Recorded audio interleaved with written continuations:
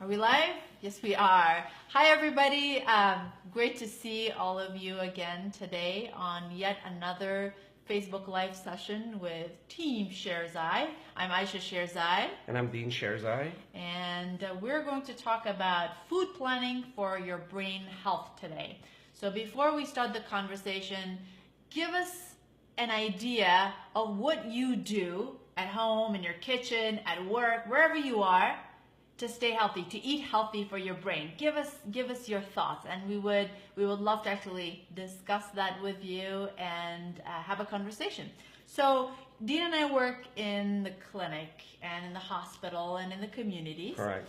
And when we discuss and find out ways to improve or help improve somebody's diet for their brain health, we always start with what are the challenges. Correct. And I think that should be the main focus of our conversation. What are the challenges of eating healthy for brain health and how we can avoid them? And I have to add something here. This is going to be a multiple series of conversations between us all to find out ways of improving our dietary patterns, whether it's at home, restaurant, work, etc. Correct. And we'll speak about each of those separately as well. Today we'll start giving you a summary of what this is about. We keep talking about planning, and planning seems to be almost like a magical thing, as if we're just throwing it at you and we're not giving you a way to implement it. So we wanted to use the different sections of neuro to show how planning works when it comes to nutrition. There'll be series on that. When it comes to exercise, a series on that, as well as management of stress and sleep and everything else. But first, the series will be around food. So we wanted to go over a couple of the challenges and opportunities. Yeah. And each of these have to be personalized, meaning that what we say specifically here applies to us, but the method should apply to you. Mm-hmm. So you should actually personalize it when it comes to the challenges, to the opportunities, and how you implement it in your own life. We'll make a little story out of it. Mm-hmm. So some of the challenges that we always hear, and we see in our own household and in our own patients and populations and clinics and communities is, I'll start with the first one, snacking.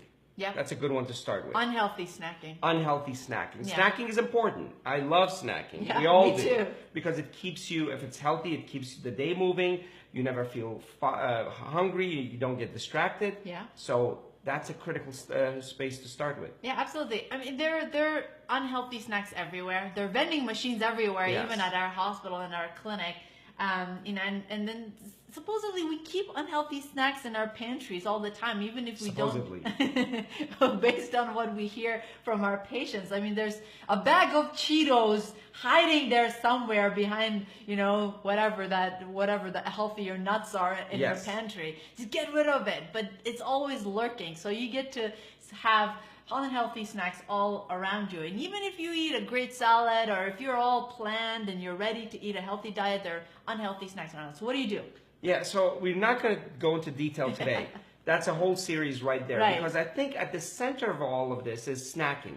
Snacking well, snacking healthy will keep you going along a good given path. So Exactly. I wanted to start with snacking. The second one is basically getting...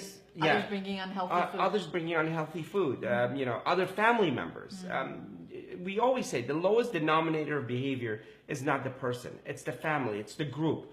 So it has to be a conversation to be had with the whole family. That's another challenge where one person or two people are willing to change, but the other person is not. And Absolutely. that other person can mess up the whole plan for everybody else. Absolutely.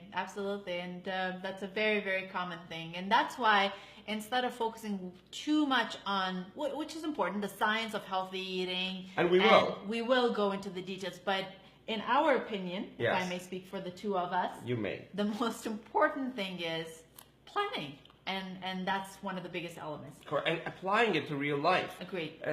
Too often we preach about the molecular structures, but we don't give the mechanisms at home. The third one is getting invited to parties. Oh, goodness. That has failed me personally. That's my challenge. Time in and out, because there's so many emotional things there. Yes. You're there to make an environment change, have fun. You don't want to be, the party pooper. You want to make sure that So the Debbie so Downer. many, so many elements that can fail you, and if you fail there, then it becomes a pattern. Yes.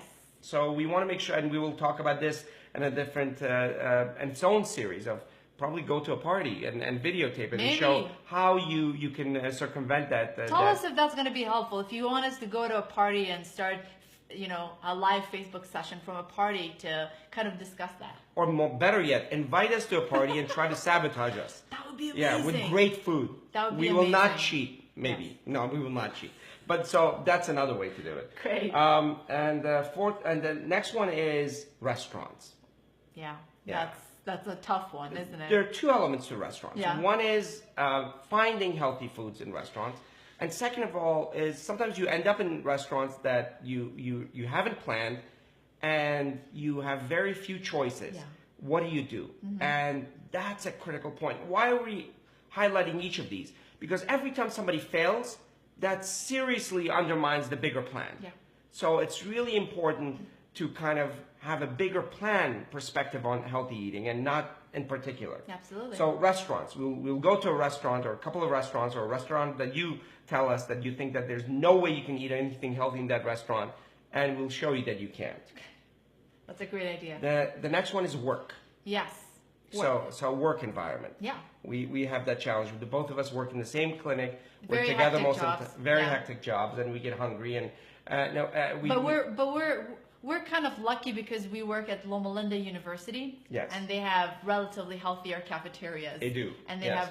have healthier restaurants around them as well. But there are a lot of workplaces where you don't get anything but junk food around you, or fast Correct. foods for that matter. So what do you do? And that's a very important question. And not a lot of people can actually, prepare ahead of time. What do you do then? So that'll be a very interesting series, I think. And it's critical because what you do at work can set the tone. The same way that we said that one failure or a couple of failures can derail the whole plan, is a pattern of success in an environment that's controlled like work.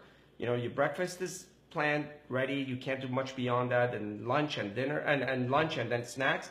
You've just taken care of most of the day. Absolutely. And if you were healthy during that time, guess what? That sets a whole pattern, and then you don't want to break the pattern, the good pattern. Absolutely. And lastly, although there are many other circumstances, travel. Yeah. Yeah. Traveling is a challenge. Yeah. There are certain places where you travel and it's all about food. We haven't gone to a cruise. No. For some reason, we never ended up going to yet. a cruise. We're not, Yeah. in any case. But every time we talk to somebody, the central element of a cruise is The buffet. The buffet. Yeah. And the food. It's almost like as if people are going to the cruise not because of the water or the destination. Oh, food is a big part of the cruise. Yes. So what do you do when you travel? Yeah. That's critical to kind of plan around that. So those are the elements. I'll repeat them, or you want to repeat them. Yeah. So we have snacks or snacking, other individuals or other family members bringing unhealthy foods, getting invited to a party, and a party that you don't have a lot of control over. Yes. Restaurants, that's a critical one. Your work environment or your workplace, and then the sixth one is traveling. Correct. Those are the main challenges that we've come across talking with different community members and our patients as the main reason how people fall off that wagon and they go off on a very, unhealthy path as far as food is concerned. A couple of the paraphenomena, side elements to this is the pantry. That speaks to the food, that speaks to the snacking. And the other one is shopping. When you go, grocery shopping, that's another element. So we will actually have about 8 to 9 videos on each of these elements and kind of go through it. We wanted to name them because when you name something, when you identify something, it's much more easily controllable.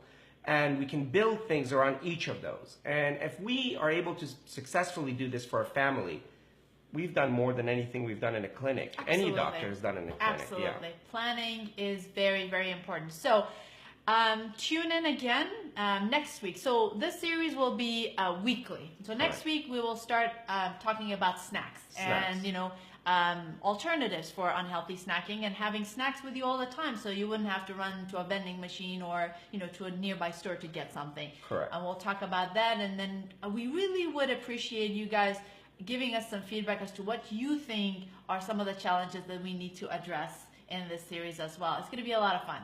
Thank you. And follow us. Yes, sorry. Yes.